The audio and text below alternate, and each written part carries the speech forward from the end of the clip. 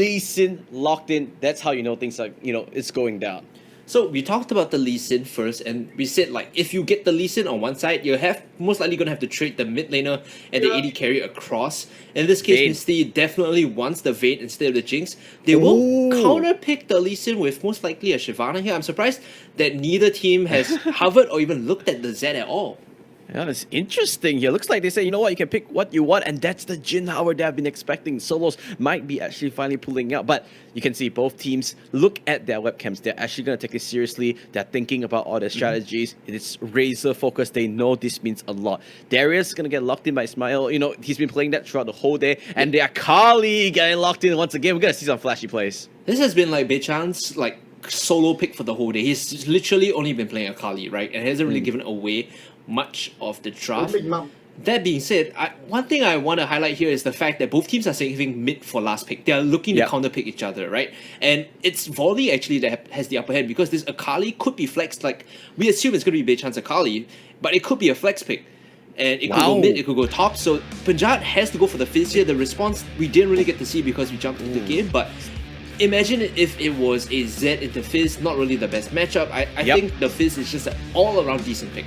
Yeah, I think that was really like a chess match right there, right? They're like, you know what? I know both teams know they kind of want to pick Zed, but they're so afraid to first pick because there are some pretty good counters. Fizz as well. Then Gragas is a very solid counter altogether. It's gonna be interesting to see what Volley actually locked into that final pick to counter out that Fizz. But this showed that both teams are going 100% for this matchup. Now, remind me again, right, Matthew? This is a 2-2 kind of matchup. So both teams have won both their games earlier today. Not a stream issue or anything. It's just the player's perspective. Okay, so I think I saw a Yasuo in the mid lane there against the Fizz. Okay, so if it's a Yasuo, this brings up some matchup tricks, right? You can use the wind wall to block Chum the Waters. You can use your dash to evade a lot of the sticking damage that Punjab has because Playful Trickster is very telegraphed. If you can dash around, you can dodge a lot of the damage, and most Fizz players will max E first. So I think this is a valuable matchup for the Yasuo.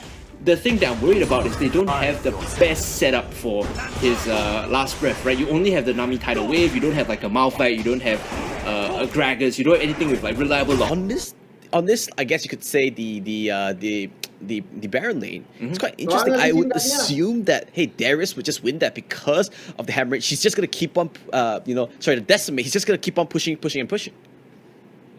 The pressure is down for mid lane right now. You can see Punjab is just taking the bare brunt of it. Almost gets knocked up by the Steel Tempest, but the wave is going to be pushing in.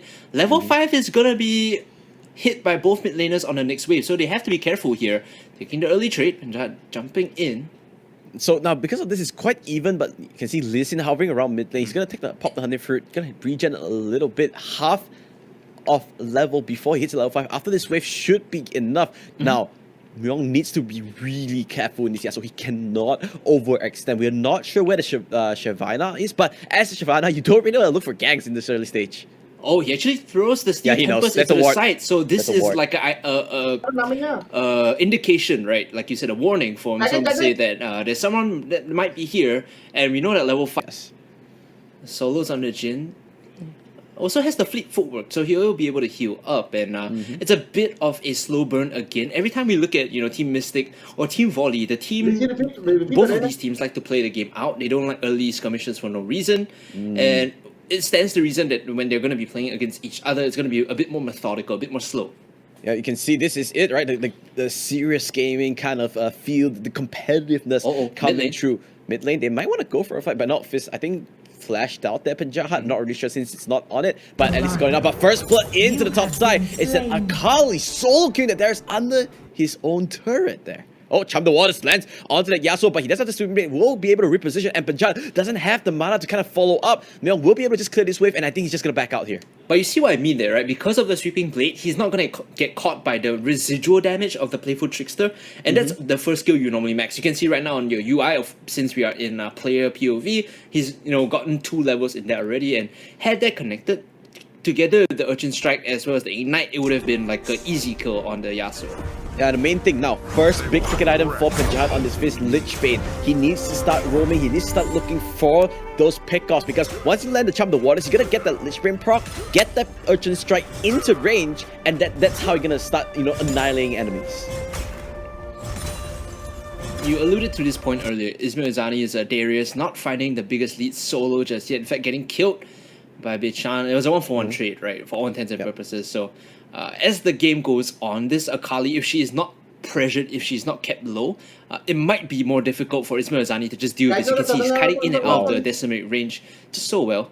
Just from this like 20-second clip on Beichan, we know that his mastery on this champion is second to none, right? He understands the limit. He understands how far the range of all his spells. Constantly checking the items to make sure he has the lead that he can hold on to, and freezing the minions outside turret range. Ismail is just not having a good time here. This is really like try hard. Like you're freezing the wave, you're holding there for someone to gank. Like you don't see this normally in your normal pub games, right? You only see this if the team or the person himself is really trying to win. I respect that. I 100% respect that. So lane, you can see, I think that's enough. The Ignite will take him down. That's 2 kills from Beichan on the Akali. Ismail not having a good time. I think he needs Shredder to kind of get a gank in the top side. If not, it's going to be from bad to worse. And why did that solo kill happen? How did it occur? It was because the wave was frozen, and Ismail had to walk up past the river, right? Akali being so mobile, having so much sticking power, the moment you get your first 5-point strike off, you can immediately chase down the ultimate, and Ismail was not prepared for that. He did not respect the freeze coming in. Oh, there goes the crescendo. Meanwhile, though, mid lane looks like Fredo does go down to that Shyvana. Not really sure what happened. Looks like, wow, bot lane didn't die there. That's quite surprised. I thought that crescendo hitting, that's going to be GG, but managed to stay alive. I guess it was the heal coming up to save his life. Yep, it was definitely the heal coming through, and a good call there. Heal in addition to the tidal wave was enough for them to, I believe, disrupt and get away from the fight. Dragon is taken away by the Shyvana here, so it's going to be a small bonus. This is what you want, right? If you have Shyvana on the team, you definitely need this. Hold on here. Misty coming in for the kill onto Solos. His name might just end up how he dies here. Well, he's the Vayne player backing off, so at least some space created. Yeah, I mean, at least you take the heal off. You know that you took a summoner. That's kind of the best you can kind of bank on because he's undeterred as well. You don't want to throw away the lead. 3-0, Vietnam has an early lead in this game, and they can go for the snowball. I'm surprised that they committed that far with the Vayne and the final hour to kind of, pressure him out. You would think that... I mean, final hour is on a pretty short cooldown, so I think it's still pretty okay. Yeah, and the interesting thing I want to highlight, I'm sorry to cut you out there, is Solos is actually going for the Guardian Angel again. It seems to be a bit of his team's playstyle. You kind of want the additional security. Damage be damned, you just want to be able to survive and fight with your team, right? So it's like a safety net of sorts. I mean, I understood why he did it on the Kai'Sa, because as Kai'Sa you can dash in, you can reposition, right? You do want that additional survivability, but on Jinx, on Jhin, it's not as useful. Yeah, so just one thing I want to highlight really quickly to our audience, why Dragon is so important on Shyvana is because when he's, a whiff crescendo, unfortunately, as we saw. But why Drake is so important is the Infernals actually give Shyvana a bonus in her Dragon form itself. So the Inferno, if I'm not mistaken, gives true damage whenever she pops the Flame's Breath. Hold on. Perfect execution coming in. Good kick back from Fredo. He keeps his top laner alive. Here comes Shyvana diving in the Dragon Descent. And Fredo is going to go down here. A quick double kill. You talked about the bonuses of picking up Dragon, and down here on that Shyvana is starting to pop off.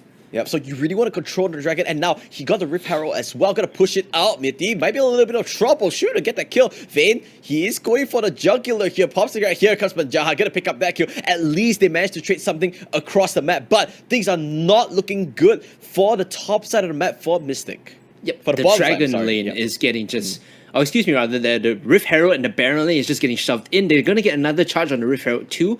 And at this point, if you are the Darius player, you feel very uncomfortable pushing up. Like, Ismail is not safe at all in this lane. Yep, and you can see Dang Yim is super far ahead already. I think he's level 10. He's already one level ahead of the Lee Sin of Fredo. And that's kind of a small little gauge, right? Whether you're ahead in the jungle. The EXP is the main sort of calling point. Of course, you can do the damage and whatnot, but if you're farming consistently, that's going to be it. But meanwhile, the mid, you can see, here goes the fight here. But beautiful flash will dodge off what would have been a sure condemn into the stun. Great play coming in, and credit to the Yasuo player. Msong managed to dodge away from the Playful Trickster still. So again, it's this idea of if you dodge away from the E, you are more likely to survive. Yep. Yeah, Bichan still just holding that lane. He's playing his Akali to perfection, I would say. Oh, coming through. He's just holding. He's waiting for an opportunity before he goes for the push. Wait for the minion. Make sure that, hey, it's kept into your side of the river so nothing bad can ever happen. I think the only real pressure that the Mystic can count on is this Lee Sin. And now, if you look at the minimap right now, there's a ward in the blue side of the jungle of Mystic's jungle, right? And that already spot out Lee Sin. They already know, hey, he's on the top side. Just be careful. Don't overextend. Just play safe. Oh, hello? Bit of a fight here in the river. Has to be careful though. The kick is available. So might get punished here. Immediate roundhouse kick to the face. Chum the Waters does not find the target, but the Dragon's Descent will look at the damage. The flame shot in. So good coming in from the jungler of Team Volley. The Vietnamese players are stepping up. They're taking this to the next level now and pressuring Team Mystic out. And with this Air Dragon should be available for him to take. And the more dragons he gets, the stronger he's gonna be, and he's scaling up pretty well in the late game, Matthew. Yep, and that's what the most important thing it is, because this is gonna be it. What we're gonna do is, because whenever this Drake comes through, Shyvana's power level just increases. Solos with the Guardian Angel. No big damage just yet for Team Mystic. I mean, we've seen the value of the Fizz, we've seen the value of the Jhin, but they really haven't been able to find a way to close out these kills. Yep, now I'm actually interested to see, right? 3-6. It's not the end of the world, but there's a very clear advantage coming. Chum the Waters does come through. 5 points, right? Tagged onto the Fizz. I think Vajaya will go down here. Dragon's Rage a little bit too late. What can Fredo do? He needs to back off. Sonic Wave will not land. A double kill. This Yasuo is just stalling. He is playing this to perfection. And look at that. He's going to follow up as well. Condemn will not knock Ismail against the wall. Oh, a flash will come up from the Darius. He will be able to walk away from this. I think the Sona did go down to the Akali. Now, you can say with full confidence that Volley is in cruise control. Yep, and he's still looking for more action. Magic to get the last breath in the mid lane. Okay, backing off now. Remember, he still has the Guardian's Angel, so they might not be willing to commit into this dive, and they still burn a lot of health off the Jhin. We'll back off and get something else on the map. Zong, this guy is just been, to me, the best player in this game. Just throughout this tournament, right? He's shown diversity through so many different champions, and he's shown that he has a mastery across all of them.